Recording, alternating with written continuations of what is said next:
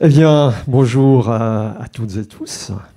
Quel plaisir j'ai d'être ici avec vous, à Carin, chez Liliane, dans un lieu de choix, dans un territoire excellent et à une époque passionnante, car beaucoup de choses sont en train de se réaliser aujourd'hui.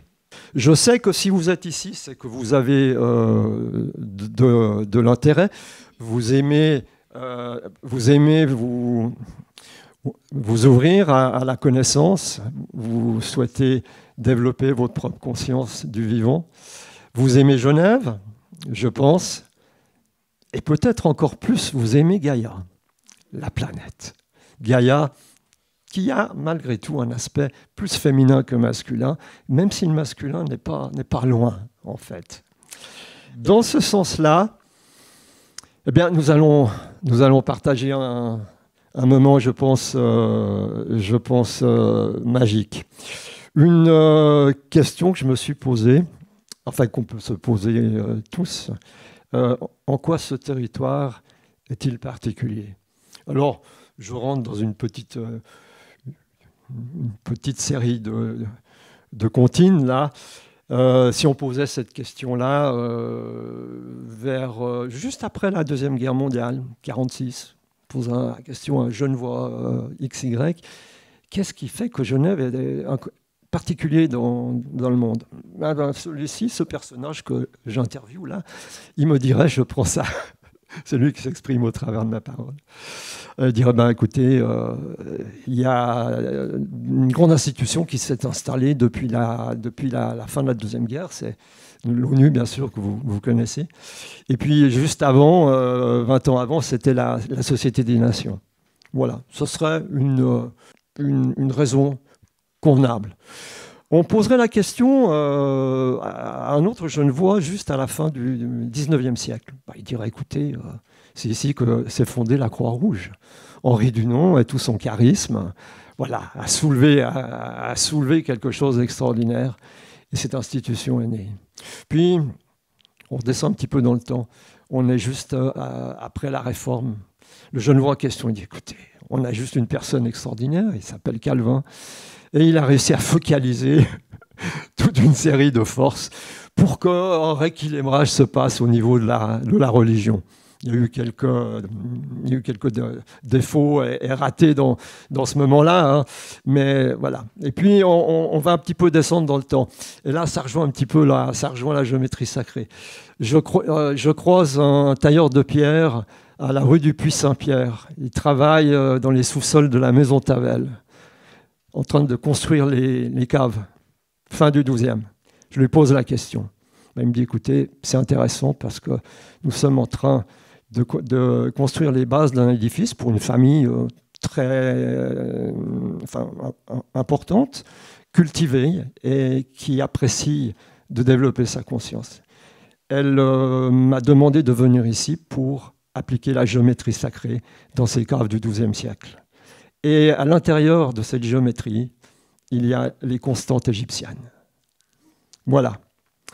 On recule un petit peu dans le temps. Là, on fait un gros saut. On arrive à l'époque du néolithique. Et là, je croise un gros bras qui a l'habitude de bouger les pierres avec tout un collège d'hommes forts dirigés par un connaissant, un druide ou ceux qui étaient avant les druides. C'est-à-dire, on est à l'époque des pierres, c'est entre moins 2000 et moins 4005. Celui-ci me dit, écoutez, c'est magnifique, on est en train de poser des mégalithes dans la région pour assurer un taux de conscience suffisant afin que nous puissions transmettre aux jeunes les connaissances de la vie. Et ici à Genève, au pied du Salève, nous avons implanté un losange qui est configuré aux proportions de la grande pyramide de Gizeh, qui est elle-même basée sur les connaissances du nombre d'or. C'est juste quelque chose qui date de plusieurs milliers d'années et qui est imparable parce que lorsque la géométrie, les mesures, les contrôles et les connaissances d'une histoire élargie de l'humanité sont présentes, on peut se dire, oui, tout ça est vrai. Voilà. Et puis aujourd'hui, en 2024, ce qui est extraordinaire, c'est que vous êtes présents et que nous pouvons évoquer ces connaissances avec une grande joie. Je pense simplement, j'ai une petite émotion ici, parce que dans la région de Jussy, il y a une femme qui a été maltraitée, c'était au XVIe siècle, je crois. C'était la dernière personne qui a été brûlée. C'était une femme, elle connaissait le secret des herbes. Elle était peut-être un petit peu spéciale au niveau personnalité. Pour vous dire que dans les temps anciens, ces sujets-là étaient parfois mis en parallèle avec des souffrances. Aujourd'hui, ce qui est extraordinaire, c'est que nous pouvons partager cela ensemble parce que vous pouvez comprendre. Pour parler de la géométrie sacrée, il faut juste un peu prendre d'altitude. Donc, on doit absolument sortir de nos soucis du supermarché et des courses que l'on a fait pour monter sur ces niveaux qui sont les niveaux 6 et 7 de la conscience. Hein. On parle du plan matériel, c'est le 1, l'énergie, c'est le niveau 2, le 3, plus le monde des émotions, 4, le monde du mental, 5, le monde du causal. Et entre le causal et le plan 7, on a le plan bouddhique, niveau 6. Donc la géométrie sacrée se comprend quand on est ouvert pour juste se poser dans ces niveaux-là. Et à ce moment-là, on rentre en contact avec elle. Nous allons aborder maintenant le territoire de Genève avec cette conscience de la géométrie sacrée. Pourquoi Genève? On a dit 2-3 mots. Mais ce territoire est quand même pas très grand. La ville, c'est 200 000 habitants. Considérant le comptant, c'est un demi-million. Je crois qu'on est un peu pas loin de 2 millions pour la région juste frontalière. Mais je nous incite en fait à voir un petit peu plus large, de prendre au minimum le bassin du Rhône. Parce qu'en fait, tout ça est lié et en intime relation avec le système hydrique. Donc, il y a aussi une question qu'actuellement, le changement climatique, vous avez vu un petit peu ce qui se passe avec il y a des périodes de sécheresse, mais il y a des périodes d'extrême pluviosité. Et quand vous voyez ce qui s'est passé ces derniers mois dans les Alpes, on était en juillet dans le Val th'Hérens, vous voyez des vallées qui ont été, mais oh là là, c'est impressionnant, des lignes de rivière qui faisaient 8 mètres de large, tout d'un coup ça en fait 120, 150 de pierres qui ont envahi le bord de la vallée. Ça, c'est du côté des Odères et Volanes. C'est impressionnant, on se rend compte de la puissance.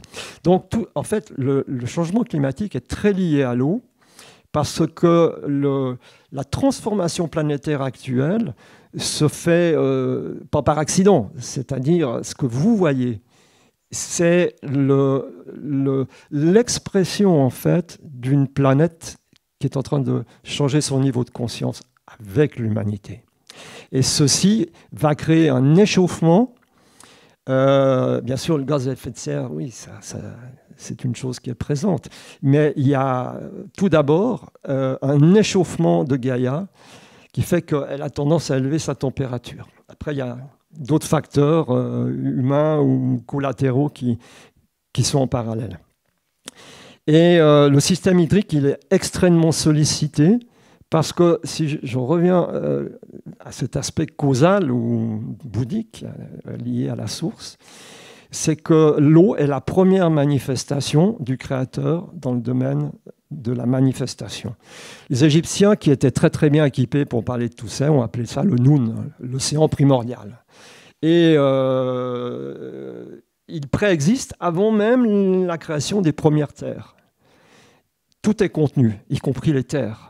Et à un certain moment, de ce Noun surgit de multitudes de choses, dont des concentrations d'atomes, d'oxygène, d'azote, et j'en passe. Et ça devient des planètes, ou ça devient des étoiles, ou ça devient des systèmes solaires, ça devient des galaxies. Et l'eau est le facteur qui permet de faire cette transition entre le non manifesté et le manifesté. Si vous voulez, la première manifestation qu'on connaisse, c'est l'air. Le feu, il est visible, mais il est gazeux, il n'est pas palpable, on est bien d'accord. Si on met le doigt dedans, ça brûle, ça c'est sûr. Mais ce n'est pas de la matière. La première matière qui arrive, c'est l'eau. Donc l'eau est en quelque sorte l'Esprit de Dieu densifié, et tout naît de lui. Donc cette interface de l'eau, on va la rencontrer dans les cours d'eau, dans les nuages, dans la mer. Et lorsque celle-ci se manifeste, c'est un des signes que les temps sont venus de la grande transformation. Alors, voilà, il y a ces pluviosités extrêmes qui se mettent en place.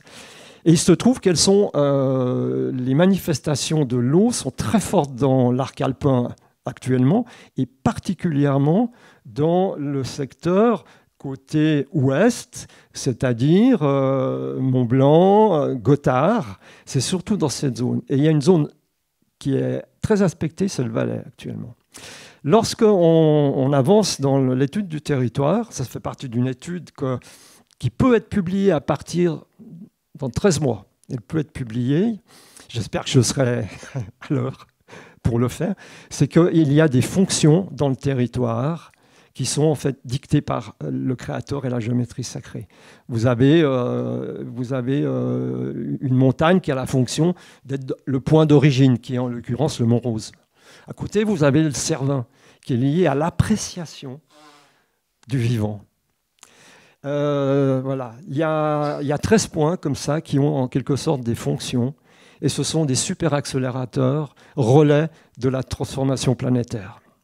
Donc, derrière tout ça, en fait, je vous parle un petit peu de la trame vivante du territoire, c'est-à-dire de ces courants qui circulent dans le sol, qui émanent pour une partie des pointes de montagne, parce que si vous avez voisiné ou rencontré des personnes d'Amérique du Sud, et surtout des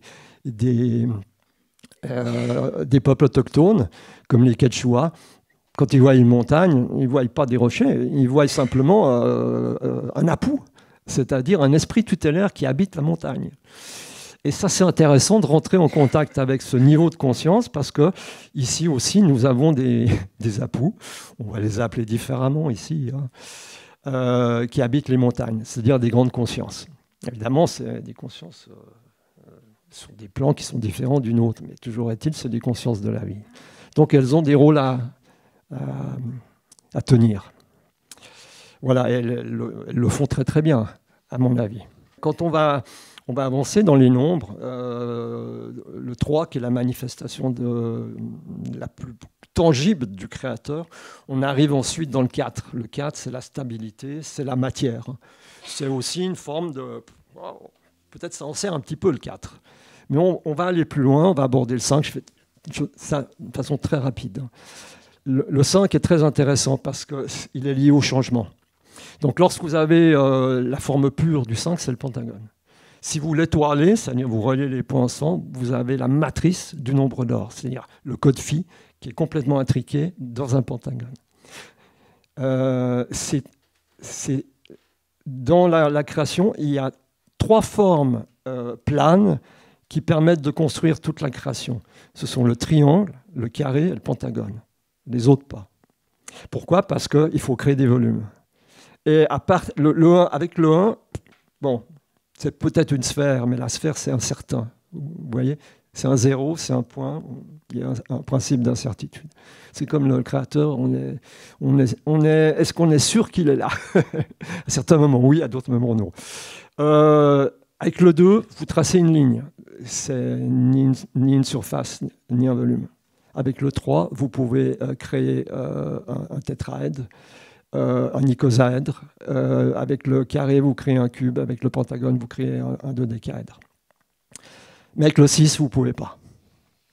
Et ça, c'est très intéressant, parce que pour revenir ici à cette semence de vie, parfois on l'appelle la fleur de vie, oui, parce que c'est une fleur, mais parmi les 19 cercles de la fleur de vie, qui est le navire amiral de la géométrie sacrée, la semence de vie, c'est le point central.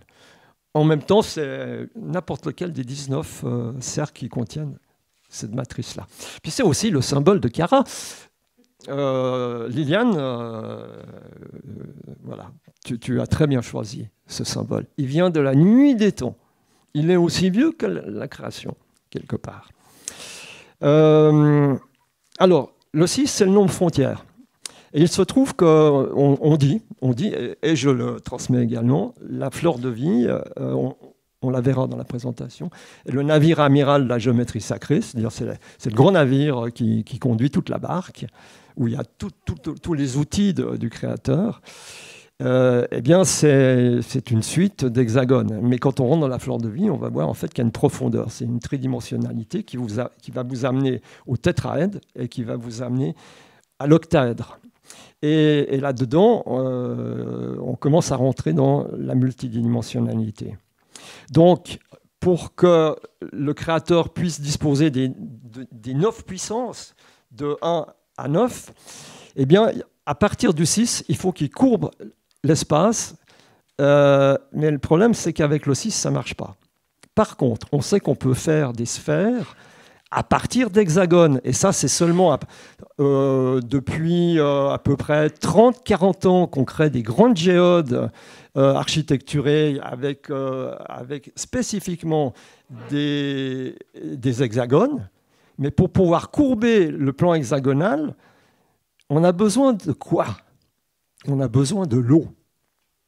On a besoin de l'eau, qui est le médium, qui va permettre de courber, c'est-à-dire de permettre d'avoir des outils pour arriver jusqu'au bout de la création, arriver au 9. Et on peut le faire en ayant conscience de l'icosaèdre, qui est parmi les volumes platoniciens le symbole de l'eau, qui est en fait la condensation de l'eau originelle dans une forme, l'icosaèdre. Si vous créez ici une sphère, eh bien, sur les pointes des sphères, si vous posez un ou plusieurs pentagones, eh bien, on va pouvoir courber les hexagones. Et à partir de là, je file très très vite, eh bien, le créateur va pouvoir disposer du 7, du 8, du 9, manifester, c'est-à-dire dans un monde, sur une planète par exemple, et à l'intérieur de la matière. Voilà, ok. Je vous propose maintenant qu'on passe à la partie présentation.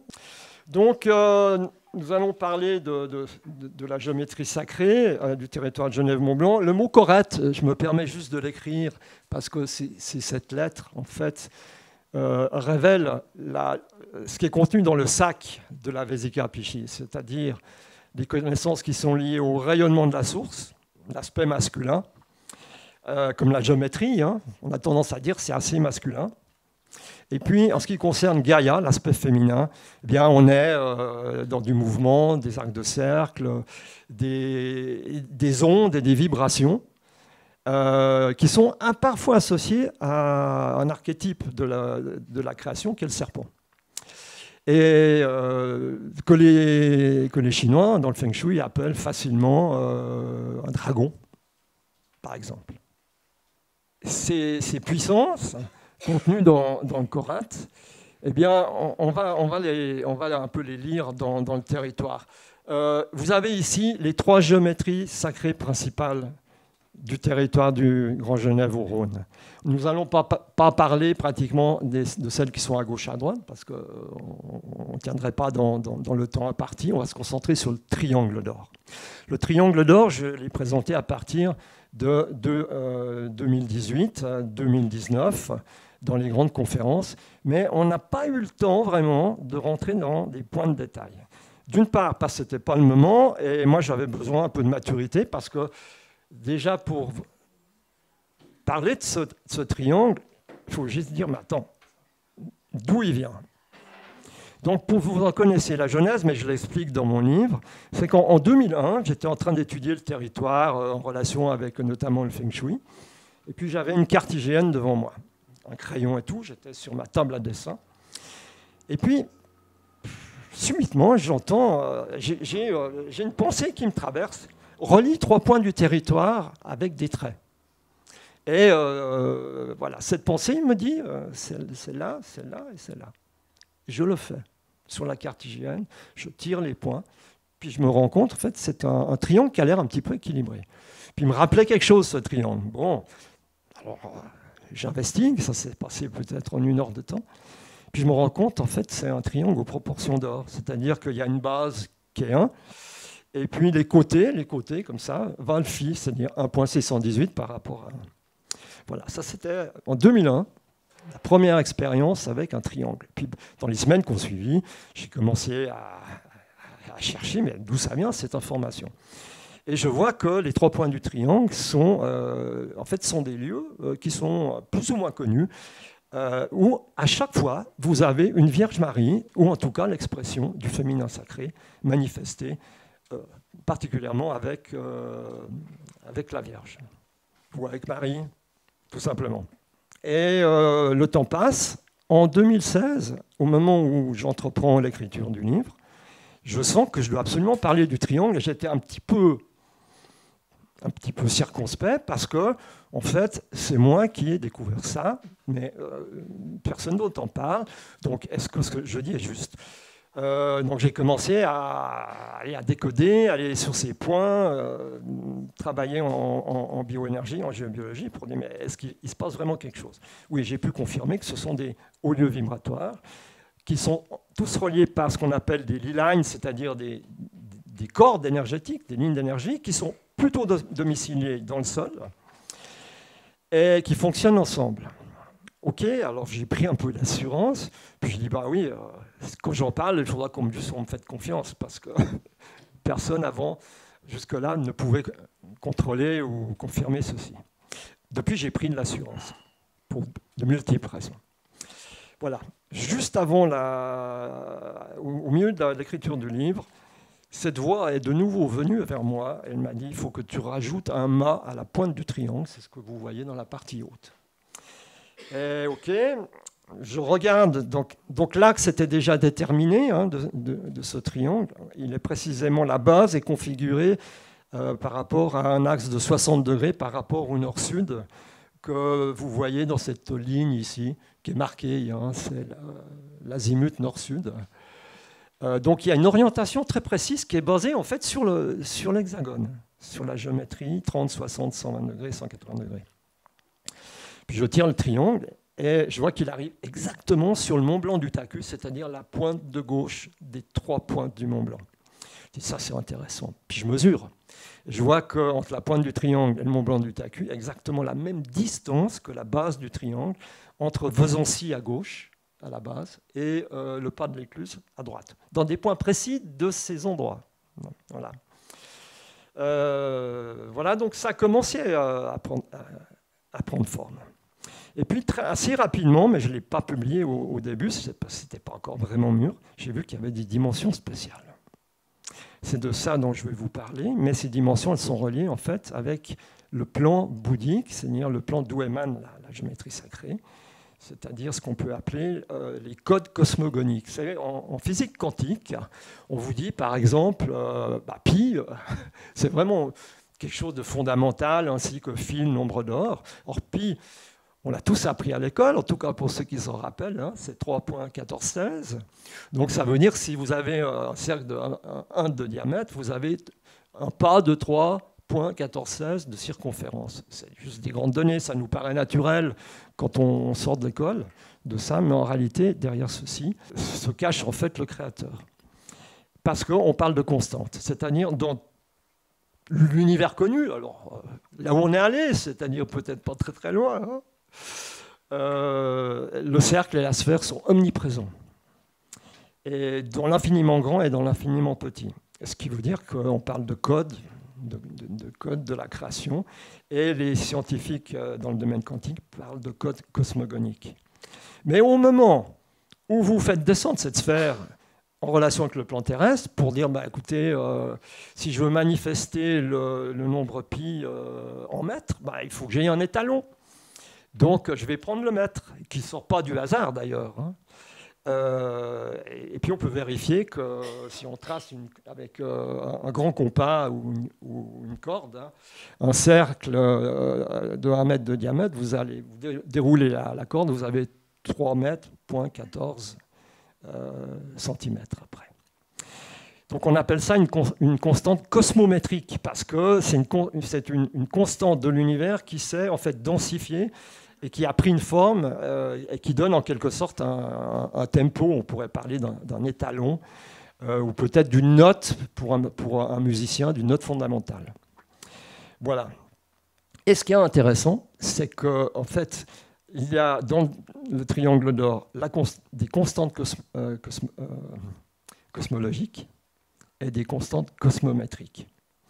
Pour la cosmologie, on peut comprendre que si vous avez ce triangle basé sur le code phi, okay, on peut le saisir. Mais par contre, quand c'est en relation avec le mètre, mais pas que, on se dit, attends, là c'est un petit peu bizarre parce que qui est-ce qui a fixé la dimension de ce triangle déjà? En fait, comment il est venu?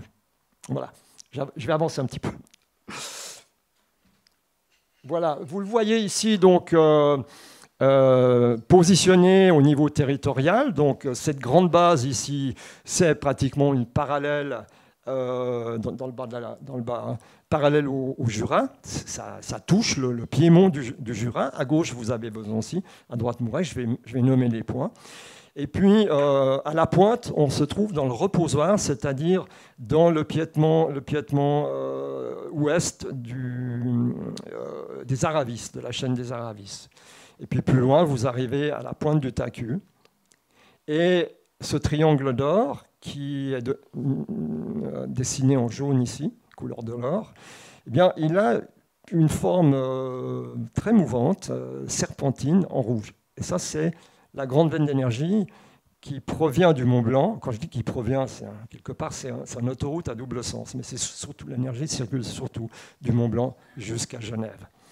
Elle ne s'arrête pas à Genève, elle continue, mais il y a une mise en évidence de ce secteur Mont-Blanc-Genève pour dire qu'il y a une ligne de force très importante, que les Chinois, dans le corpus du Feng Shui du paysage, appellent un dragon, parce que c'est une puissance de la création. Voilà. Et en l'occurrence, cette grande veine, elle est intéressante parce que vous allez voir qu'il y a des lieux qui ont... Enfin, plusieurs points sont emblématiques parce que c'est une ligne d'énergie. Et les humains vont l'utiliser. Je continue. Donc là, vous avez les nominations. Besançon-Mourex, pas de la Cluse pour la base ouest. Et puis la pointe, c'est le reposoir où il y a une chartreuse. Rapidement, on va un petit peu avancer dans ces points-là. Donc vous voyez ici à la pointe qui s'appelle, alors j'ai appelé ça le palladium de Genève, c'est-à-dire c'est un terme ancien qui définit en fait une sorte de ceinture de protection ou d'énergie qui entoure un point particulier dans la géographie, qui est Genève. Il y a ici une chartreuse donc, qui date à peu près du XIIIe siècle ou XIII-XIVe. Les Chartreux se sont posés, c'est eux qui ont construit en partie avec des compagnons ce bâtiment. À la fin après la Révolution, le lieu a été déserté et c'est au milieu du XXe siècle que des sœurs carmélites ont investi les lieux pour à nouveau l'occuper du point de vue spirituel. Donc il y a ces deux racines qui sont l'ordre chartreux, qui est une sorte de parallèle à l'ordre de Saint-Benoît, et puis les sœurs du Carmel, en fait, qui originent du mont Carmel, près de Haïfa, dans une zone assez troublée actuellement, qui lui-même a été conçu sur un temple égyptien de la 18e dynastie. Il y a une sorte de pérennité assez incroyable avec ces endroits. Voilà, et vous voyez la Vierge du reposoir ici, qui est au-dessus de la porte d'entrée de la Chartreuse. Continuons. Pan de la Cluse, là-bas sud, Notre-Dame de Léa, qui se trouve au-dessus du petit village de Léa, au milieu du Pan de l'Écluse. Ce que vous voyez à gauche, c'est la fin du Jura, et à droite, c'est le Vuache, la partie nord du Vuache, et cette Vierge garde le territoire. Elle n'est pas seule, il y en a encore une autre qui la garde, qui garde aussi. Deuxième point. Le troisième point, c'est Besançon-Mourex. Alors ici, la chapelle de Besançon, au-dessus du village, qui est une chapelle du 19e siècle, mais c'est un lieu de pèlerinage un petit peu plus ancien, qui a été formalisé par une très belle église, qui est bien faite par des compagnons. Et puis, Notre-Dame de Rianmont, parce que le lieu s'appelle le mont Riant. Voilà, c'est vraiment la Vierge française avec sa couronne en majesté qui préside à cet endroit. Voilà, vous connaissez tout des 3 points du triangle. Maintenant, on va aller dans le centre. Voilà. Le centre, c'est à Tronay, sur la route de Pierregrand. La route mène à la frontière, à quelques centaines de mètres. Et là, jusqu'au milieu du 19e siècle, il y avait un tumulus. Un assez grand tumulus. Il faisait à peu près 6 mètres de haut. Voilà. Malheureusement, il a été arasé sans précaution et sans que des fouilles archéologiques dignes de ce nom aient été faites. Donc, les archéologues ou l'archéologue a retrouvé 7 corps qui étaient dont des femmes qui étaient dans le tumulus. Et puis au-dessus, la fameuse pierre aux dames que je vais vous montrer. Cette pierre aux dames un peu légendaire, elle existe toujours. Elle a été déplacée, elle est au musée d'art et d'histoire dans la cour. Elle s'ennuie un petit peu, mais j'essaie de la réveiller. Voilà, elle nous dit des choses très très intéressantes, cette pierre aux dames. Et voilà, vous l'avez ici sur la face principale. La face arrière n'a pas de sculpture, mais vous avez sur la partie droite de ce monolithe, qui est fait de gneiss et de granit, vous avez 4 personnages. Plusieurs choses ont été dites sur ces personnages, que c'était des femmes ou que des hommes, etc. Mais en réalité, ce sont des femmes, au nombre de 3, qui sont à partir de la droite. Et sur la gauche, vous avez un homme. Alors si on est un peu ouvert pour lire ça, sans des œillères, je crois qu'aujourd'hui, ça devient le cas. Vous voyez que vous avez sur la droite ce qu'on appelle les 3 matronae, c'est-à-dire les 3 déesses du territoire qui sont connues à l'époque pré-celtique, celtique, gauloise et romaine. Vous en avez des images sur ces 2 stèles. Puis à gauche, eh bien, c'est un mâle avec un sexe en érection. Et les anciens ont fait des choses magnifiques parce que cette partie-là de la semence, c'est une incrustation naturelle de quartz blanc. Les choses sont très très bien évoquées. Donc en fait, au centre du triangle, vous allez retrouver 3 déesses, les déesses du territoire, qui sont peut-être la représentation des 3 autres au point du triangle. Et elles sont accompagnées du féminin sacré, parce que là, vous avez toute en fait, l'histoire de la création. Vous avez l'aspect créateur qui est le 1, et ensuite sa manifestation dans le 3. Plus loin, vous avez ici une représentation du triangle avec les codes de géométrie. La base qui vaut 1, on va parler des dimensions après. Le mât qui vaut 1 et les côtés qui valent 1,618, c'est-à-dire le nombre d'or. Le nombre d'or est quelque chose d'extraordinaire parce qu'il est la clé pour relier l'infini au fini dans les 2 sens, de façon à ce que la source se manifeste dans la perfection sans perdre de l'information. Maintenant, les dimensions. Les mesures au sol. Donc ces mesures au sol, vous savez qu'on peut le faire à Google Earth d'une façon relativement aisée. La base du triangle mesure 31 km 416. Les côtés, c'est la même valeur multipliée par phi, le nombre d'or, 1,618, c'est-à-dire 50 832 km, 50 km 832, des 2 côtés. C'est précis, hein, c'est pas Jacques qui a arrondi les choses. Hein. Et puis le mât, il fait la même chose que le piétement, 31 km 416. Voilà. C'est bon pour le moment, vous avez accepté le postulat. On continue. Hauteur totale du triangle, 80 km. Alors, il y a environ 250 mètres de marge. J'ai juste voulu être simple et parler d'une grandeur qui vous parle, hein, de la base au sommet du mât. Ensuite, les mesures au sol. Donc là, je vais transformer, là, c'est là qu'il y a le petit passage délicat. On va passer de la cosmométrie au plan cosmogonique. Donc, c'est 31 km 416. Ils peuvent s'écrire 3,1416, c'est-à-dire pi, fois 10 000. C'est bon pour vous? Ok, Très clair. Ensuite, vous multipliez pour les côtés par le nombre d'or. Donc, c'est-à-dire, vous avez pi, 3 mètres 14, 16, fois 10 000, fois 1, 618. Très bien. Je ne vous ai pas perdu, j'en suis ravi. On continue. Nous pouvons maintenant écrire ceci sous la forme première phase du cosmogonique. La base, 10 000 pi. C'est juste ou c'est faux? C'est juste. 10 000 pi. Les côtés, c'est 10 000 fois phi. Okay, le mental est d'accord. Et le masse, c'est 10 000 pi également. Voilà. Comme nous avons ici du 10 000 partout, en mathématiques, vous le barrez.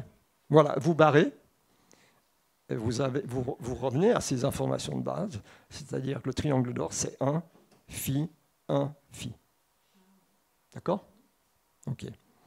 Maintenant, je reviens à quelque chose que j'ai écrit dans la deuxième édition publiée en 2020, c'est les dimensions de la pierre aux dames. La pierre aux dames mesure en largeur au sol 3 mètres 14. Je me suis repris en 2 campagnes de mesure pour vérifier. Il fait 3 mètres 14. C'est pas au millimètre, hein, mais c'est une réalité. Donc, on peut considérer que cette pierre aux dames qui est au centre géométrique, c'est de la géométrie, hein, le centre géométrique du triangle d'or, c'est la plaine aux dames. Avec Bosset, donc c'est une zone, si vous voulez, de quelques centaines de mètres. Hein. La pierre aux dames est au centre et on a un mégalithe qui mesure 3,14, c'est-à-dire pi. C'est quand même assez étrange, mais c'est un fait, personne ne peut contredire ceci. Or, on sait aussi que pi, 3,14 m, vous pouvez définir la coudée royale égyptienne, qui est le cœur de la géométrie sacrée et de la fleur de vie. Vous divisez 3,14 par 6, c'est-à-dire vous avez une 6 arcs de cercle, et la 6e partie du cercle, c'est 52,36, ou 0,5236 en centimètres. C'est la dimension de la coudée royale égyptienne qui a une précision du 10e de millimètre. Voilà, ça c'est toute une aventure que j'ai explorée de long en large et que je communique aussi et que je vais bientôt publier. C'est juste assez incroyable. Donc il faut savoir, c'est que les caves Tavel du XIIe siècle sont conçues sur système. C'est-à-dire vous avez le code pi et le code phi avec des cannes qui mesurent 2,618 m, c'est-à-dire 5 coudées royales, ou 6 coudées royales qui mesurent 3,14. C'est une réalité tout ça, et la géométrie ne peut pas être fausse par rapport à ça. Voilà, j'ai déjà montré ça dans la 2e grande conférence en 2019. Vous pouvez y revenir si vous le souhaitez. La dimension cosmogonique totale des segments du triangle d'or. On va maintenant dérouler le fil, en quelque sorte, tous les droites, puis on va les mesurer. Elles sont 1 en partant de la base, partons à gauche, hein, 1,618. Le mât, c'est 1. Ensuite, on prend la valeur du côté de la droite du triangle, 1,618. Vous additionnez 1 plus 1 plus 2 fois phi, vous arrivez à 5,236, qui est l'expression, qui est le nombre mathématique de la coudée royale égyptienne. C'est intéressant. Donc, l'unité de la source plus la perfection. L'unité de la source, c'est le 1. La perfection, souvent, quand je transmets le code phi, le nombre d'or, je dis c'est le nombre de la perfection, parce qu'il est incroyable. Donc, l'unité de la source plus la perfection du nombre divin, parce que phi est divin, additionné en miroir. Donc, si vous voulez, vous avez il y a une sorte... entre le haut et le bas, il y a 1 et 1, et de gauche à droite, il y a phi et phi.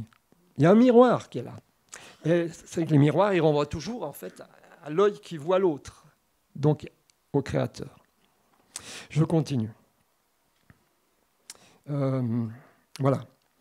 Donc, 5,236 est une constante dite royale. Pourquoi ? Parce que comme elle a fait sa carrière, en quelque sorte, en Égypte, elle est associée à la royauté pharaonique. Et en fait, à ce qu'est le royaume égyptien pendant à peu près 4000 ans, historiquement parlant, parce que tout ça est beaucoup plus ancien, eh bien, on l'associe au roi, qui est l'homme parfait, en quelque sorte, le modèle, que tous les candidats au mystère aimeraient atteindre. Voilà, donc on dit qu'il s'agit d'un code royal. Donc, point 5236 est une donnée cosmogonique et cosmométrique. Elle représente le volume d'une sphère inscrite dans un cube dont le volume et le côté valent 1. Slide suivante, vous voyez la chose. Donc, point 5236, c'est le volume de la sphère. On pourrait parler de mètre cube si on veut, mais là, ce n'est pas nécessaire, on parle de nombre. Et puis, vous avez ce cube qui l'enserre en bleu, qui vaut 1. Donc 1 fois 1 fois 1, c'est 1 mètre cube. Voilà. Et ce qui est intéressant, si vous renversez les calculs, vous faites l'inverse, vous arrivez à un rapport de 10 sur 19. Donc 10, c'est le volume de la sphère, et 19, c'est le volume du cube. Donc entre le 19 et le 10, il y a une sacrée histoire. C'est le passage de la densification maximum avant le 8, parlons du 4, hein. C'est avant qu'il soit transmuté le 4 en quelque chose qui respire. Eh bien, le carré ou le cube, c'est ça. Donc, c'est lié au nombre 19. Et puis, la sphère qui est inscrite, donc ça veut dire qu'au milieu des côtés, la sphère touche les surfaces du cube. Et ce rapport-là est un rapport cosmogonique, c'est-à-dire que ça fait partie des grandes constantes universelles.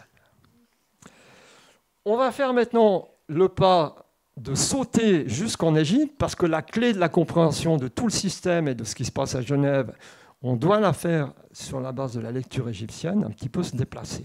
Donc nous allons aller en Moyenne-Égypte, dans un endroit emblématique et extraordinaire qui s'appelle Abydos, pour ceux qui sont allés ou qui ont entendu parler.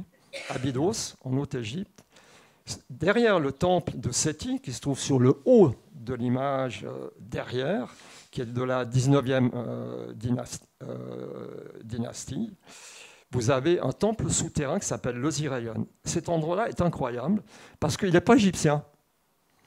D'origine, il n'y a aucun hiéroglyphe, c'est-à-dire c'est un temple anépigraphe construit avec des blocs monolithes en granit qui pèsent des dizaines de tonnes, recouvert d'un toit. À l'origine, il n'y est plus. Et avec un espace central qu'on appelle l'île primordiale, entourée d'un fossé quadrangulaire qui représente le Noun dans la tradition égyptienne. Cet endroit est particulier parce que la fleur de vie y a été déposée. C'est de là que à notre sens, la fleur de vie origine sur Terre. En sachant qu'elle n'a pas été oubliée à la fin de l'Empire égyptien, puisque vous avez par exemple dans la région de Vienne, dans la vallée du Rhône, une villa romaine qui était pavée avec un sol de 6 mètres sur 7, avec des fleurs de vie de ce diamètre-là incrustées en céramique. Non, pardon, pas en céramique, en pierre taillée. En pierre taillée. À l'époque romaine, la fleur de vie est arrivée jusque dans le bassin européen. En mosaïque, on appelle ça de la faisselle. Ensuite, on va retrouver la fleur de vie au Quattrocento, notamment dans les écrits et les dessins de Léonard de Vinci, où il va publier dans le Corpus Atlanticus la fleur de vie plus le treillis de vie. Il a travaillé là-dessus sur plusieurs endroits. Et puis, on va retrouver ça notamment dans du mobilier, notamment à Coire, vous avez un bahut du XVe siècle avec la fleur de vie taillée d'une façon magistrale par un ébéniste. Je continue. Voilà, là, vous voyez la fleur de vie. On en parle, c'est bien quand même que vous puissiez la voir. Ce qui est particulier avec elle, c'est qu'elle possède 19 cercles. Au centre, vous avez ici le 1, et il se répète 19 fois, pour créer cette structure magique qui, en fait, peut vous amener en tridimensionnalité dans l'univers manifesté. Voilà, je passe un peu vite. OK. Vous voyez ici l'Osirion avec l'entourage de l'île centrale, avec ce fossé qui mesure à l'origine, semble-t-il, 24 mètres de profondeur, mais il est en partie ensablé. Et ce temple très mystérieux est dédié à Osiris, c'est-à-dire pour la tradition égyptienne, c'est l'équivalent. Je ne fais pas un parallèle exact, mais si vous voulez, c'est un grand être réalisé qui, quelque part, s'est sacrifié en étant assassiné, pour donner toute la légende, en fait, du combat entre Seth, Osiris, Horus, chapeauté par Isis. Donc on rentre dans la grande cosmogonie égyptienne ici. Voilà. Donc dans ce lieu-là étaient données des initiations aux candidats au mystère, et ça a duré des dizaines de siècles. Un jour, il a été désaffecté et recouvert de sable. Et ceci va se passer, c'est-à-dire la redécouverte de l'Osirion, va se passer au début du XXe siècle, précisément en 1914, précédé de la campagne de fouilles du début de la fin de 1913. Et quel est le lien avec Genève ? C'est que c'est la famille Naville, c'est-à-dire Édouard et Marguerite, qui sont de purs Genevois, et qui se sont eux-mêmes créés en tant qu'égyptologues, archéologues. Les deux, bien sûr, au début, c'est Édouard qui initie en fait le mouvement. Et Édouard Naville va faire une série de campagnes en Égypte qui vont durer, je crois, à peu près 22 ans. Et la campagne de 1914, c'est la dernière, parce qu'ensuite, il y a eu la Deuxième Guerre mondiale, et ça a freiné tout le système. Voilà, donc la découverte de la fleur de vie est liée à Genève. On va la voir ici sur la dernière slide, le berceau de la fleur de vie. Vous les voyez imprimés dans le granit, ici. Ce qui est particulier, c'est que quand on regarde de près, ce n'est pas peint, ce n'est pas sculpté, mais on a l'impression que c'est inscrit dans les atomes du granit. C'est très étrange comme façon de faire. Une sorte de précipitation d'une image. Et vous voyez à ma droite, c'est en 2008, je prends des photos au téléobjectif. À l'époque, on ne pouvait pas pénétrer du point de vue légal, et pas pénétrer parce que c'était rempli d'eau. Aujourd'hui, le Osirion est asséché et il est possible d'y aller. Voilà, donc on sort de l'Égypte, mais on va juste rappeler qu'en Égypte, il y a eu un dépôt de la connaissance cosmogonique, de la géométrie sacrée et de ses applications. Pourquoi en Égypte ? Parce que là, on sort du cadre historique classique. On va aller avant l'Égypte, c'est-à-dire avant moins 4000, moins 3008. Il y a une Égypte prédynastique, qui est connue des égyptologues. Mais avant l'Égypte prédynastique, qui est une zone un petit peu souple au niveau des siècles, des millénaires, il y a les premières implantations qui ont lieu en Égypte, qui commencent en moins 16 000 et qui vont se concentrer vers moins 12 000. Pourquoi ces dates ? Parce qu'à ces dates-là, l'Atlantide existe encore. Et il se trouve que l'Égypte était un endroit très important dans l'avenir de l'humanité, parce que c'était là qu'allaient être préservées les connaissances de la géométrie sacrée qui a été amenée dans la dimension terrestre, ou la conscience terrestre, et de l'humanité par Thoth. Thoth, qui est ce qu'on appelle un maître ascensionné, qui a la particularité, par exemple, Drunvalo, qui a écrit Les Fleurs de Vie, a travaillé avec Thoth d'un point de vue physique, parce qu'à certains moments, il ouvrait la porte de son atelier et puis ils travaillaient ensemble pour écrire La Fleur de Vie. C'est juste des choses qu'il transmet. C'est lui qui le dit. Hein. Moi, je ne fais que retransmettre ceci. À part ceci, la géométrie sacrée, elle existe sans les humains, mais sans les humains, elle est un petit peu triste parce qu'elle ne peut pas manifester le meilleur d'elle-même. Il faut l'humanité. Donc c'était très important que la conscience de la géométrie sacrée soit établie sur la planète dans le peuple terrien. Et ça a passé après la chute de l'Atlantide par l'Égypte. Et avant, il y a eu en fait toute une période qui s'appelle, elle est connue dans les textes égyptiens, historiquement, c'est la période Zep-Tepi. Zep-Tepi, c'est la période des premiers temps. Et les écrits anciens, qu'une partie des égyptologues prennent pour du mythe, en fait, mais si on s'ouvre un peu plus à cela, eh bien, on parle de Zep-Tepi et on parle des premiers temples qui ont été conçus en Égypte à partir de moins 16 000, en différentes phases. Donc vous avez des lieux comme le temple d'Edfou, Komombo, le temple de Khnum à Éléphantine, Luxor, Karnak, Abydos, Dendera sont des lieux de Zep-Tepi, c'est-à-dire il y a des temples plus anciens dessous. Et les Égyptiens l'ont dit eux-mêmes, parlant du temple de Dendera, il a été fait sur un temple beaucoup plus ancien, dont le dernier remontait à l'époque de Khufu, c'est-à-dire du roi Khéops. C'est inscrit sur les textes. Voilà, donc il y a une très grande ancienneté et l'essentiel de cette transmission, c'est la géométrie sacrée. Donc voilà, vous voyez cette image-là, je la complète maintenant pour arriver à Genève. Et vous allez me dire, mais en fait, pourquoi vous dites cela? Comment est-ce qu'on peut affirmer ceci? Je dirais par une succession de faits aussi qui font que la géométrie est en train de se raviver, qu'elle est en relation avec le territoire. Donc Genève-Mont-Blanc au Rhône, c'est un endroit où il y a une nouvelle émanation de la géométrie sacrée pour le nouveau cycle. Si on veut comprendre un peu plus de ça, il faut prendre une étude qui a été faite sur la sphère. Vous savez qu'il y a des hypothèses, il y a des études qui ont été faites pour projeter en fait des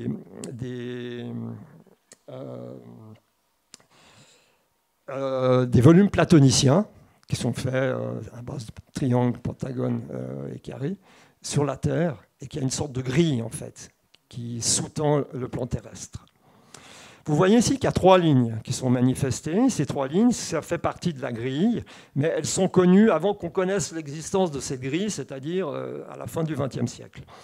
Et vous avez la ligne Zep-Tepi qui se trouve à droite, qui est un méridien, en fait, nord-sud, sur lequel est accrochée toute la conscience de l'Égypte, et du Moyen-Orient aussi, parce qu'au-dessus de la zone jaune et jaune foncé qui correspond à Gizeh, Saqqara et Saqqara, eh bien, vous avez le Moyen-Orient, c'est-à-dire on va englober la zone où il y a eu l'exode de Moïse et toute l'histoire des Hébreux.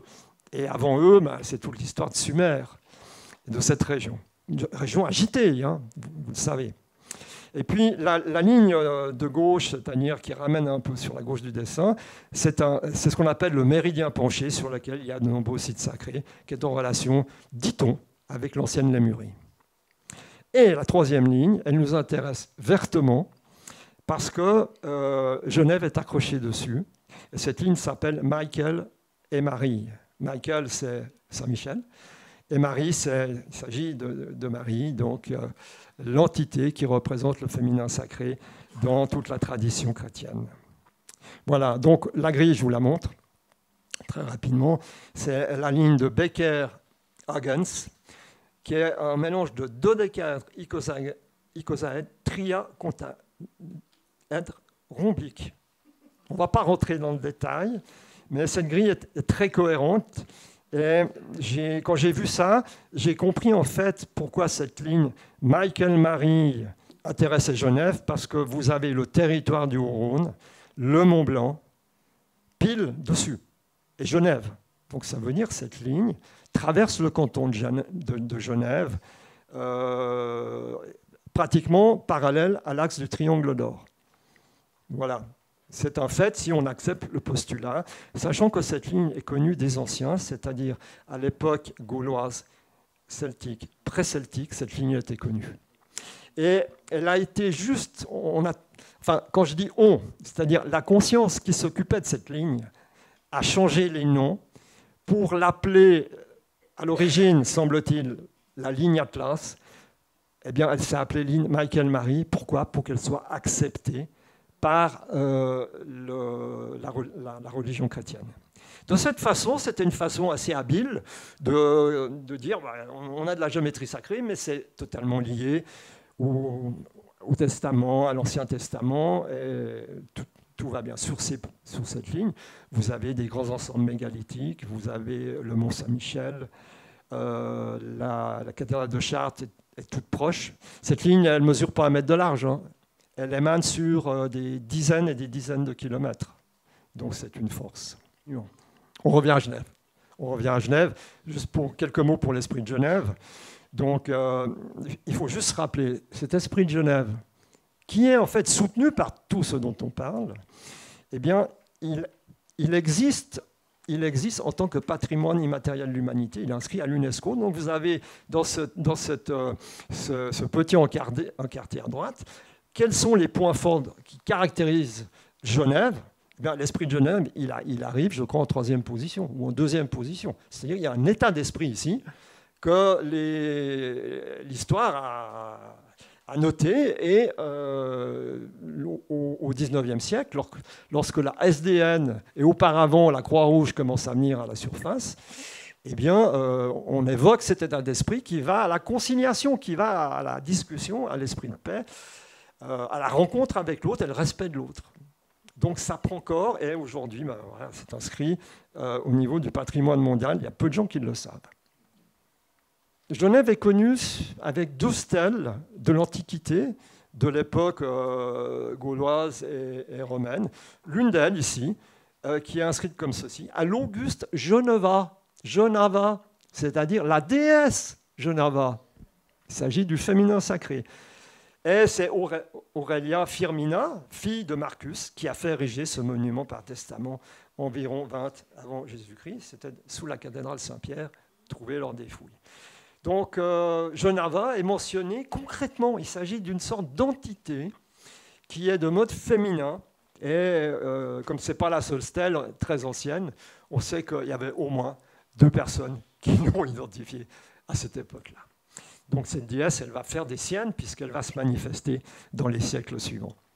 Ce retable, qui est le retable de Conrad Dwight, il est important parce que c'est en Europe occidentale, c'est le premier paysage en vue réelle, on va dire presque croqué de façon à refléter la réalité. Vous voyez le paysage genevois, à droite le pont qui traverse le Rhône, la barque ici. C'est l'histoire sur le lac de Tibériade. Hein. Je ne rentre pas plus là et vous voyez le Christ, juste qui est au premier plan. Et puis le paysage genevois avec le môle au centre, les Voirons à gauche et le petit Salève sur la droite. Cette image est importante parce qu'elle permet de comprendre que le paysage a joué un grand rôle dans le développement de Genève, car il est très très beau. Et il a marqué les consciences au Moyen-Âge et bien avant. Donc ce que je vais vous montrer ici, ça figure dans le livre. Il s'agit des 5 montagnes emblématiques de Genève qui créent la matrice Feng Shui. Pourquoi Genève est puissant? Si un maître Feng Shui passait à l'Antiquité, il dirait c'est parce qu'il y a 5 montagnes. 5 montagnes, elles sont toutes reliées à la forme d'un des éléments qui est cartographié, des 5 éléments chinois qui sont cartographiés dans les traités de Feng Shui, et qu'elles sont toutes posées dans l'ordre successif du bois qui fait brûler le feu, du feu qui crée les cendres de la terre qui crée le métal qui va donner naissance à l'eau, qui va donner naissance au bois. Le cycle des 5 éléments. Et ça, c'est dans l'ordre, c'est-à-dire les formes de ces montagnes sont archétypales. Je vais vous montrer l'image qui prouve ceci. La 6e montagne, c'est le Mont Blanc. Hein. Mais je mets en évidence le 5 et le 6 parce que ce sont des noms très importants. Je passe vite. Vous avez ici les formes archétypales des montagnes en tant que représentation de l'énergie des éléments. C'est codé dans le corpus Feng Shui. C'est connu des acupuncteurs. Ils ne s'intéressent pas forcément au Feng Shui, mais aux éléments, oui. Donc vous avez ces 5 montagnes qui sont chacun en relation avec le bois, le feu, la terre, le métal et l'eau. Je passe vite. Vous trouvez ça dans le livre. Pour revenir maintenant aux qualités de Genève, qui sont 5 et 6. 5, c'est dans la roue, c'est-à-dire on transforme les éléments, et ça, un médecin en énergétique chinoise, il va être d'accord avec ça, c'est-à-dire que les éléments ont des particularités. Donc, par exemple, le bois, c'est le souffle qui circule, c'est très propice au dialogue. Le feu à la transformation, parce que vous savez, quand vous avez une bûche de bois qui brûle, elle va se transformer. Et ainsi pour chaque élément. Donc, je me suis permis, dans l'étude sur Genève, de traduire maintenant les éléments, les montagnes, dans une qualité. Et voilà ce qu'il est ressorti, c'est une autocréation. Le dialogue pour le côté est, les Voirons, la transformation pour la montagne pyramidale qui est le Maule, pour le Salève, qui est une montagne emblématique qui n'est pas que ça, mais plus que ça. C'est une montagne d'où émane une stabilité, une sorte de confiance qu'on peut avoir dans le territoire, parce que la montagne, elle est bien posée sur ces strates jurassiques de l'ancienne mer, elle évoque la paix. Et puis, le vuage, je l'ai associé plus aux découvertes, parce que le métal guide est relativement lié au mental, notamment. Il y a des espaces de voyage intérieur qui amènent à des découvertes. C'est aussi le secteur du CERN, d'ailleurs, parce qu'on a des secteurs autour de Genève à partir du point central qui est la rade. J'ai essayé de voir s'il y a des relations avec les événements, avec les institutions et autres. En l'occurrence, avec le CERN, on a une sorte de correspondance. Et puis sur la droite, la diffusion. Diffusion pourquoi? Parce que le Jura a une forme ondulatoire et c'est la caractéristique de l'eau, de passer l'information. Voilà. Je vais terminer maintenant encore avec juste 4-5 slides. Donc, qu'est-ce qui signe l'esprit de Genève? C'est les coupes. La coupe de la rade et du centre-cœur qui se trouve à gauche et le Mont Blanc à droite. Donc, entre les deux, vous avez un champ d'énergie entre le yin, qui est Genève, et le yang, qui est le Mont Blanc. Et pour que l'énergie masculine qui émane du rayonnement du granit puisse être reçue, il faut une coupe condensatrice. Cette coupe, elle tient en fait dans la petite rade, avec comme dossier le quai du Mont Blanc, la ville, et plus derrière le Jura qui permet cette assise de créer une coupe. La seconde coupe, il n'y en aura pas plus, c'est la rade, en direction du nord-est, là d'où vient la bise. Et ça, c'est le côté râleur des Genevois, parce que vous savez, quand il y a la bise, c'est comme les gens de la vallée du Rhône, quand il y a le Mistral, ils sont excités un petit peu. Hein. Voilà. Et c'est froid, ça rend froid. C'est une forme de froideur aussi qui existait dans l'esprit de Genève autrefois, avant qu'on passe à une conscience mondiale. Hein. Voilà, donc c'est une émanence lunaire, alors que la première coupe est dans le solaire. Il y a un rapport entre soleil et lune, yin et yang, masculin, féminin. Vous le comprenez, ceci d'une façon très simple. Voilà. Donc, je vais terminer. Ce couple multipolaire Mont-Blanc-Lac Léman, très simplement, il est lié au soleil levant. C'est-à-dire que la puissance de Genève est liée au soleil qui se lève, parce que la majeure partie du centre-ville voit le massif du Mont-Blanc au sud-est. Et vous savez que le sud-est, c'est le lever du soleil en hiver.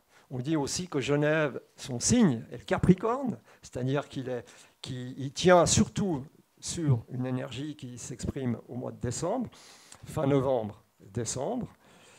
Mais c'est aussi la structure, c'est-à-dire l'assise et la durabilité liée à Saturne.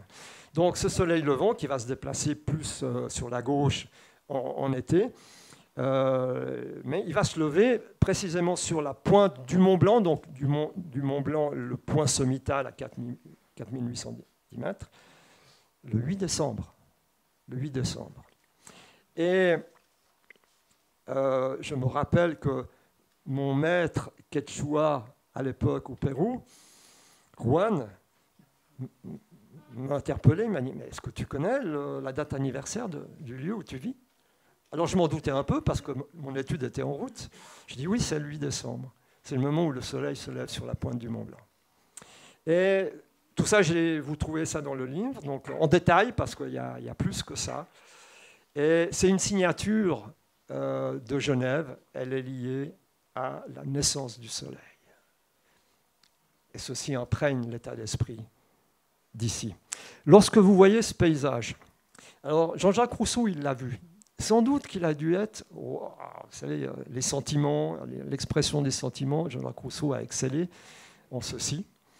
Et dans ses ouvrages, il l'a transmis. Il a dû aimer ceci. Je n'ai pas retrouvé de texte exact. Mais il y a un autre personnage qui est...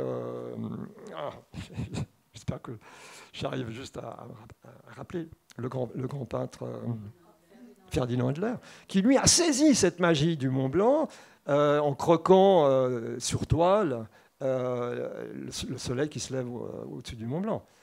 Parce qu'il était touché d'une émotion. Et il en parle dans... où sa biographie en parle. Donc ceci, voilà, ça c'est juste quelques mots que j'ai sortis rapidement ici. Éclairé par la beauté de ce territoire, je fus instantanément investi par une émotion élévatrice qui me connecta à la source créatrice. Voilà ce que peut circuler en nous lorsqu'on perçoit cet espace. Et cet espace-là, je veux juste préciser qu'il a un ancrage dans le territoire parce qu'il prend naissance au monument Brunswick, parce que plus à l'ouest, vous ne voyez plus le Mont Blanc. À partir de Brunswick, en direction du nord-est, vous voyez de plus en plus le massif, n'est-ce pas? Et ce phénomène-là va plus ou moins se terminer à Jonto, à Malagny. Et cet espace-là, c'est l'espace par excellence d'une émotion qui peut vous emmener au cœur de l'être. Donc il y a un territoire spécifique. On va retrouver un petit peu ceci à Nyon, dans la Fenêtre ou à Morges, où vous avez le Mont Blanc qui ressort, mais c'est surtout entre Jonto et le monument Brunswick que ce phénomène se passe. Et c'est là que, quelque part, l'esprit de la déesse Genova est ancré. Donc quand vous allez sur les quais, vous allez la croiser. Je termine ici en faisant une petite escapade en lien avec les Kogi. Ils ont un nom pour ceci. On n'a pas trop un nom.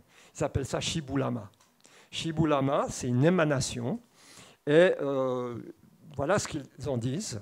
L'acte créateur issu de l'amour entre deux êtres. Quand on parle d'être, il s'agit du masculin et du féminin. Et au niveau des archétypes, ça va être le territoire aussi, c'est-à-dire le père qui est le Mont Blanc, archétypal, et la mère qui est la rade et le lac, par exemple. Hein. Et de ce rapport entre le masculin et le féminin, celui qui contemple, qui voit le phénomène et celui qui est contemplé, eh bien, une expérience fait naître la vie au cœur de la trame sacrée du vivant. Chaque fois que vous connectez cette émotion et que vous êtes en relation avec le territoire, et ça c'est ce qui permet aussi de se relier au territoire, vous transmettez cette émotion élévatrice à Gaïa. Et elle-même s'enrichit de ceci et elle renforce sa force pour transmettre à nouveau cette émotion à d'autres personnes. Et c'est comme ceci qu'un territoire s'enrichit du sentiment d'élévation des êtres. Et peu à peu, ça devient tellement ancré dans la mémoire du sol, parce qu'il y a une forme de conscience avec Gaïa, et les courants d'énergie, les veines nourricières, les lignes, que ça devient une forme d'entité qui a été décodée en tant que l'esprit de Genève, et auquel les anciens ont donné le nom de affectueux, de Genova, tout simplement. Tout d'abord, ça me semble important qu'en parallèle à la géométrie sacrée qui correspond à l'aspect masculin de la création, on parle des veines du territoire qui correspondent à l'aspect féminin. C'est la base du Korad, c'est l'alliance des deux. Vous voyez ici une représentation avec les veines d'énergie prise à peu près à la verticale de Vessy, du vieux Carouge. Vous avez au-dessus la vieille ville. Là, vous avez cette petite spirale, c'est le jardin anglais. Et vous avez principalement trois lignes, une en rouge, une en vert, une en bleu, bleu-jaune qui sont dessinés. C'est les 3-4 principales veines d'énergie qui sont dans cette région. Il y en a d'autres, mais c'est les principales. Celle en rouge vient du Mont Blanc. C'est celle que le corpus du Feng Shui nomme la veine du dragon, que j'ai repris dans la terminologie de mon ouvrage. Vous voyez que cette veine-là, elle vient du pied du Salève, précisément de la pierre aux dames, et avant, elle provient du Mont Blanc. Et elle va traverser l'île, en l'île, pour aller se figer, se ficher, se visser dans le domaine de pente, avant quelque part de renaître sous une autre forme pour poursuivre.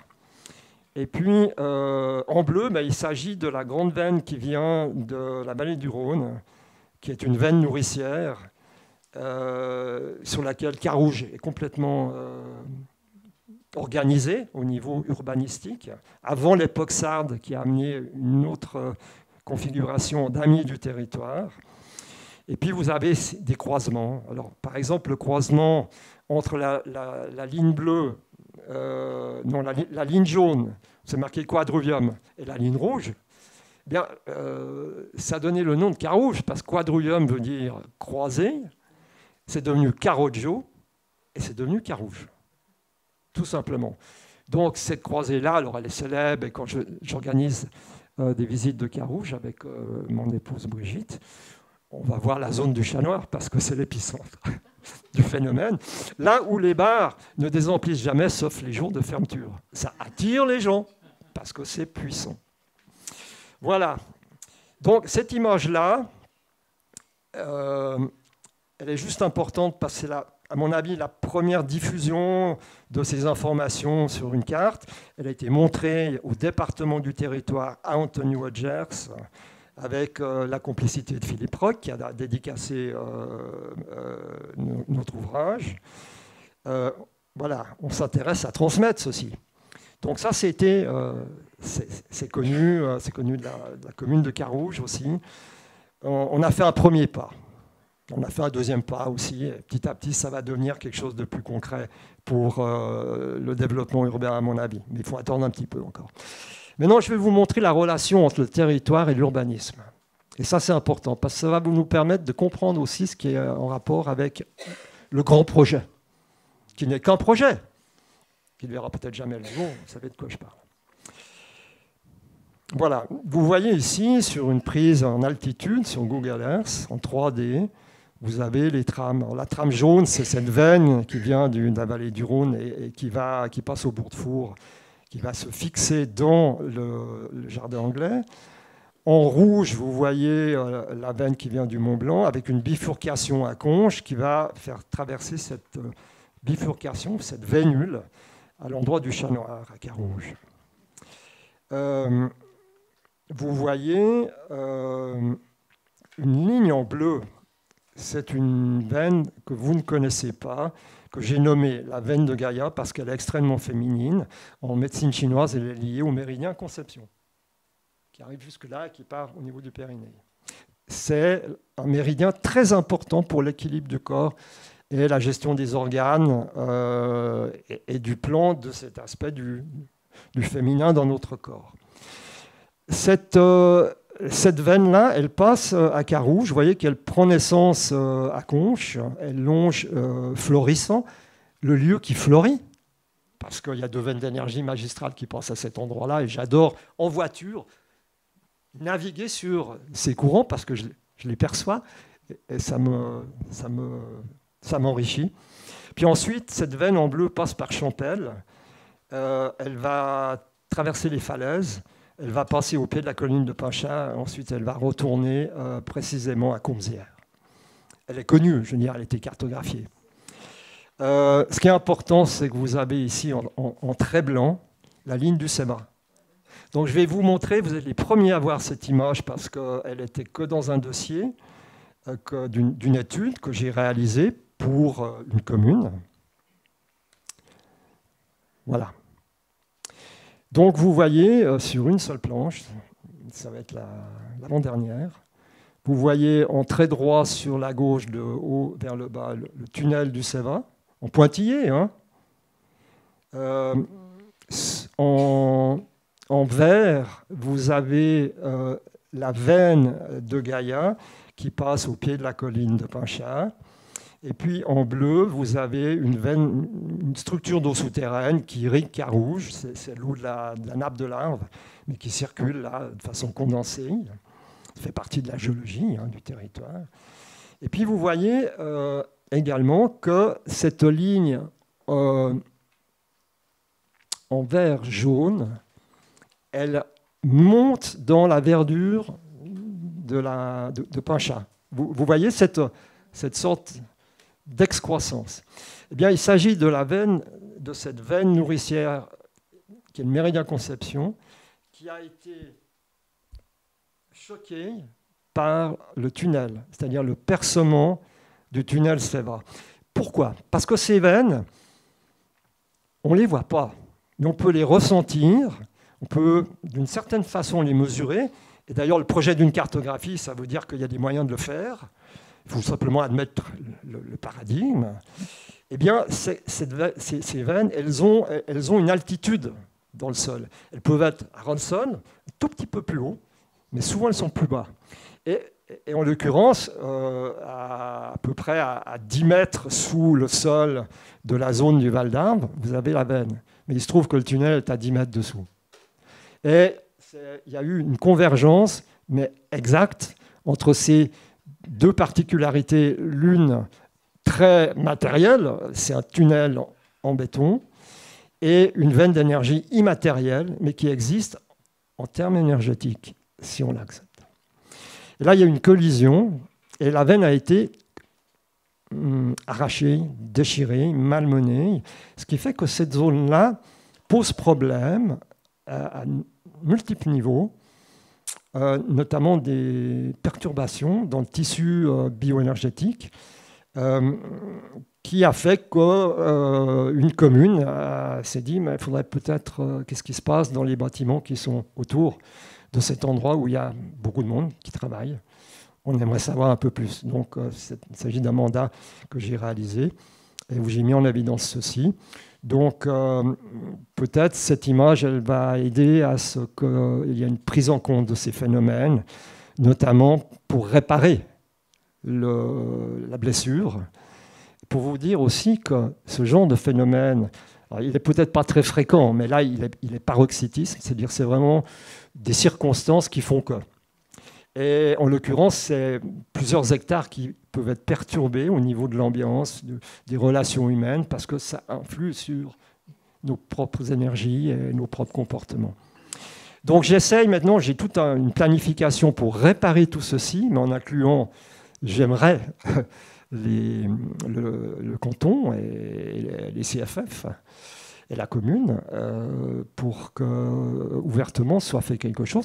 Et je vous mets un peu sur une piste. Les anciens, mais ce n'est pas très vieux en fait, ça date simplement de quelques décennies auparavant, quand les maîtres d'ouvrage avec les entreprises et surtout les ouvriers qui perçaient les tunnels le faisaient, ils allaient, avant de faire ceci, ils créaient un hôtel au début du tunnel et à la fin du futur tunnel dédié à Sainte-Barbe, c'est-à-dire une figure féminine dont la destination est protéger les mineurs et l'ouvrage contre des dégâts et des problèmes. Donc Sainte-Barbe, elle a été fêtée lors de l'inauguration du CEVA sur la commune du Grand Nancy, mais juste au niveau voilà, expression. Mais il n'y a jamais eu d'acte concret. En fait, le fait de considérer le phénomène que la terre peut être blessée et que d'y apporter une conscience sous la forme, alors en l'occurrence d'une statue de Sainte-Barbe, mais ça pourrait être une pierre consacrée, ça pourrait être une sculpture sur une pierre, une géométrie sacrée comme celle-ci sur une pierre, posée à un endroit précis, permettrait, avec le dialogue engendré avec Gaïa, de guérir cette maladresse, en fait, qui émane simplement du fait qu'actuellement, on a perdu ces connaissances, mais on va les retrouver. On est juste au moment où ceci va revenir en fait. Et je pense que d'ici 2-3 ans, tout début de 2030, les choses vont permettre de se clarifier par rapport à ceci. Dernière slide, je reviens au triangle, mais vous voyez par rapport au futur que nous voulons ou pas. J'ai mentionné la position du cyclotron de 91 km de diamètre en pointillé. Ce n'est pas un détail du tout, mais c'est la position exacte relevée d'après les informations que l'on peut trouver sur le net. Et le point central de ce grand collisionneur, c'est Archamps. Archamps qui se trouve à quelques centaines de mètres de la Pierre aux Dames, vraiment du centre du triangle. Ce sont des circonstances juste que l'on peut observer, ce sont des faits. Et ce grand cercle de 91 km de diamètre est vraiment monumental. On parle ici d'un mot qui est de source grecque, qui s'appelle hybris, ou hubris, la démesure. La démesure. Il y a déjà un cyclotron qui existe, déjà qui est très grand. Vous le voyez mentionné en pointillé rouge sur le bas de la figure. C'est comme s'il était appuyé sur le bas du triangle, du triangle d'or d'ailleurs. Hein. Il est totalement dedans. Et puis, au milieu de ce cercle, de ce tunnel dans lequel vont passer des énergies à très haute puissance qui vont tirer sur les fournisseurs d'électricité bien au-delà du canton de Genève, eh bien, vous avez le territoire genevois, vous avez le centre-ville, vous avez les Genevoises et les Genevois qui... est-ce qu'ils vont accepter d'être au milieu d'une sorte de tourbillon lorsqu'ils seront en activité? Eh bien, je pense que ça va se sentir. Il va y avoir des répercussions, lesquelles, pour le moment, c'est un possible futur. Donc, ce que je manifeste ici, choisissons-la. Que voulez-vous? Et ça, c'est notre...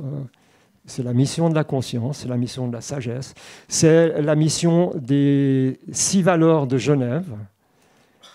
C'est nous qui nous voulons choisir le devenir de cette cité qui est avant tout occupée par des résidents. Et n'allons pas soutenir par nos pensées, il y a des compétitions entre la Chine et ce bout de territoire, par exemple, parce qu'il y a un projet là-bas, c'est à qui va le créer en premier. Derrière, voilà, amenons, et au sein de ceci, amenons la sagesse. Voilà, je termine avec une phrase.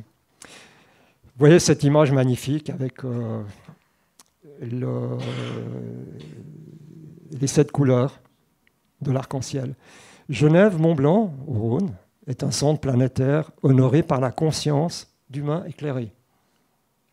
Nous en avons un exemple en partageant ensemble. Honoré par Gaïa, la mère-terre, et le féminin masculin sacré. Il ne s'agit ici pas d'une lutte entre le féminin et le masculin, mais une collaboration consciente. Son mot-clé à mettre en action est, selon Djwhal-Khul, qui est un sage, je cherche à fusionner, à unir et à servir. Le mot ultime de cette présentation, et je vous remercie de votre grande attention, vous n'avez pas été perdu apparemment. Je le saurai après dans la troisième phase. Merci. En rapport avec les enjeux, quelques mots encore de ma part. Les enjeux, c'est le grand développement actuel dans le territoire genevois, mais qui concerne aussi la périphérie, y compris la France. Vous voyez qu'il y a une structure énergétique. Et là, vous faites confiance à votre conférencier, ou à l'auteur que je suis. C'est que le triangle d'or est constitué de champs énergétiques, de champs magnétiques, d'informations, de lumière qui circule. Ce n'est pas dans le visible, mais ça se manifeste dans le visible, sur les points, notamment avec les lieux sacrés, les lieux de pèlerinage, le féminin sacré, notamment. À la pointe du Mont Blanc, ça c'est autre chose, hein. Je n'y suis jamais allé. Mais bon, aller sur les pointes des montagnes, c'est une expérience qui est fascinante. Cette force, si on l'accepte, elle est là. C'est-à-dire, elle est disponible pour nous tous et pour vous individuellement. Et vous comprenez que ce champ énergétique-là, il se manifeste parce qu'il y a une information qui est descendue, qui a été reçue et qui a été émanée et qui est présentée. Donc ça veut dire que c'est le moment que la connexion se fasse entre l'humain, le territoire et ces informations. C'est le moment. Donc par notre prise de conscience de la présence de ce triangle d'or et des constantes cosmogoniques qui sont incluses à l'intérieur, eh bien, en méditant dessus ou en mettant simplement notre attention, nous nous connectons à cette force qui est reliée à la source. Mais directement, on peut dire que toute cette structure-là, c'est une connexion pratiquement complète, en symbiose avec la création. Voilà, simplement. Donc, elle est à nos dispositions. Et j'incite, non pas que j'insiste, j'incite à ce que tout et chacun se relie à cette information pour s'enrichir de celle-ci.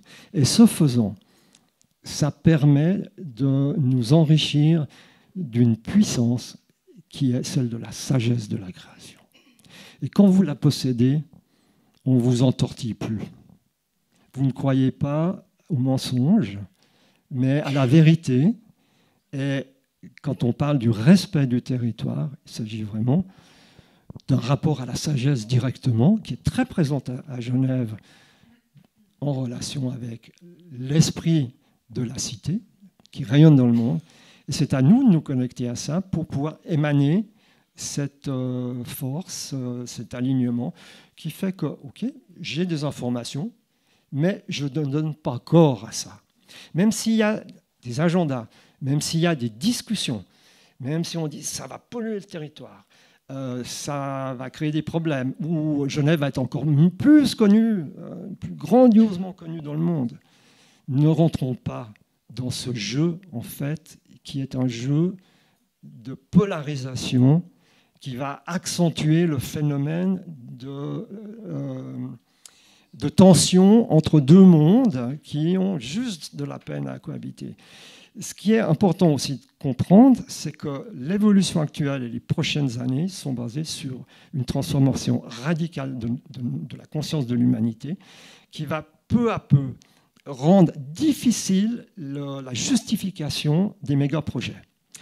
Parce que, moi je le dis tout simplement, l'enseignement de la géométrie sacrée et du Corinth, vous pouvez atteindre à l'intérieur de vous des champs de conscience qui sont aussi puissants, si ce n'est plus puissants, que ceux des scientifiques qui recherchent les mystères de l'univers. Mais la différence, c'est les budgets, c'est les moyens engagés. Donc, même si ce projet pourrait se justifier sur le plan scientifique, économique, il a des interactions dans le monde quotidien, c'est-à-dire le bouleversement du territoire par les points de creuse. Il y a 6 ou 7 points de creuse qui sont prévus, dont à part un, c'est en France voisine. C'est un bouleversement complet. Et par exemple, dans la région de Cara, Pressinge, Puplinge, et du Marais qui se trouve du côté de Choulais, c'est là que s'aurait fait en quelque sorte une mini-zone industrielle pour connecter avec le point central. Dans une zone protégée où il y a un système hydrique extrêmement délicat qu'il faut protéger.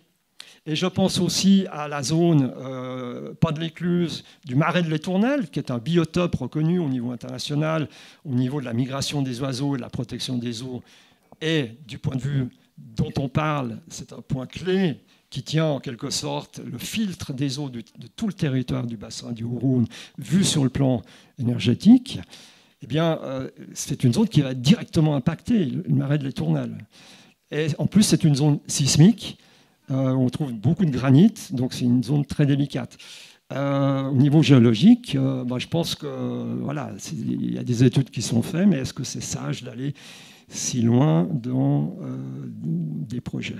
Quand vous entendez parler d'un méga projet, il n'est pas nécessaire de donner corps à ceci, ou de rentrer dans une forme d'opposition, même si parfois elle peut être constructive. J'entends bien, hein, voilà. Mais c'est une façon, à l'intérieur de notre être, de ne pas créer le futur en le visualisant comme certains aimeraient qu'on le visualise, ou qu'on le pense.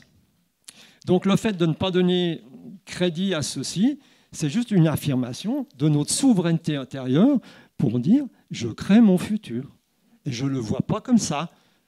Je le vois harmonieux, expansif, joyeux et doté de beaucoup d'empathie et d'amour, peut-être une nouvelle forme d'amour, qu'un amour qui sort de l'amour filial, familial, mais beaucoup plus élargi, c'est-à-dire, voilà, une des pistes que j'amène, c'est est-ce que nous aimons le territoire ?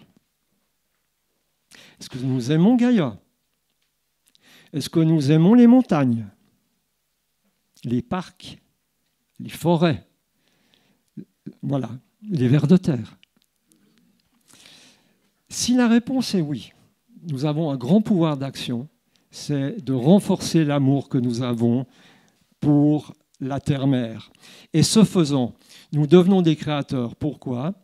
Parce que la création se met en route avec l'expansion du masculin sous la forme de rayonnement. Mais s'il n'y a pas une coupe pour recevoir la semence et lui donner forme, ça ne fonctionne pas. Il faut donc une conscience féminine qui, en l'occurrence, est administrée par la terre-mère, Gaïa, le territoire. C'est-à-dire que du moment que nous reconnaissons que la terre-mère est vivante dans l'espace où je vis, je lui reconnais une autorité à s'occuper de la gestion harmonieuse du territoire parce que c'est elle qui a le code. C'est pas écrit dans les lois, en fait, ce code-là de vie. C'est Gaïa qui le connaît. Et le fait que je la reconnaisse, que vous la reconnaissiez, vous lui donnez l'autorisation d'agir dans la matrice territoriale pour en fait, à ce qu'elle réponde « oui, c'est ainsi ». C'est ainsi que j'accompagne les humains parce qu'ils souhaitent avoir un futur harmonieux avec le respect du territoire. Et ça commence à l'intérieur de nous. Et imaginez quand toutes les personnes ici et celles qui vont dans un proche futur voir ce film, cette conférence enregistrée, eh bien, nous allons agrandir le cercle de conscience qui va donner l'autorisation au territoire de le protéger pour l'humain. Parce qu'il faut bien se rendre compte qu'actuellement, eh bien, la mère Terre ou la déesse Genava, on peut l'appeler comme on veut, elle est un peu esselée si elle n'est pas reconnue par nous. Donc notre conscience d'amour du territoire est fondamentale dans ce processus de transformation pour que nous ayons un futur éclairé et harmonieux qui se mette en place. Donc aimer le territoire, c'est une chose fondamentale et ça passe par la reconnaissance de cette capacité de conduire la vie qui est la matrice féminine, le féminin. Donc aller sur les lieux d'énergie, aller dans les parcs, aller sur les pointes du triangle, aller au centre du triangle, dans cette pleine eau d'âme où il reste quand même une mémoire, Regardez le Salève, aimez le Salève, parce qu'à cet endroit-là, comme une communauté magnifique qui s'appelle les Kogi en Colombie, qui vivent dans la Sierra de Santa Marta en altitude, ils disent, mais un territoire ne peut être compris que si vous reconnaissez où se trouve la mère primordiale et le père primordial qui habite dans le territoire. En l'occurrence, le pied du Salève. Depuis les falaises de la Coratrie, donc ils sont sur le haut jusqu'à Bessay, jusqu'à Troinay, la conscience archétypale du féminin est domiciliée à cet endroit-là. Il est très important d'en prendre conscience, comme de prendre conscience que l'aspect archétypal du père eh bien, se trouve dans le glacier d'Argentière, les aiguilles, les drues. Cette zone-là, c'est le point de domiciliation du masculin sacré, c'est-à-dire du père archétypal. Et ce faisant, ce sont nos 2 premières cellules que nous avons traversées dans notre moment, aux instants, parce que c'est des instants très très courts, de notre naissance. Nous avons passé par le père primordial et la mère primordiale, c'est les 2 premières cellules. Donc vous vous rendez compte qu'en acceptant ce postulat de la conscience du territoire sous ces formes-là, vous revenez à votre propre naissance et ceci crée un phénomène de retrouvailles qui peut aller très très loin par rapport à la souveraineté et le positionnement dans notre force intérieure. Et cette force-là, elle est d'une extrême efficacité pour protéger le vivant.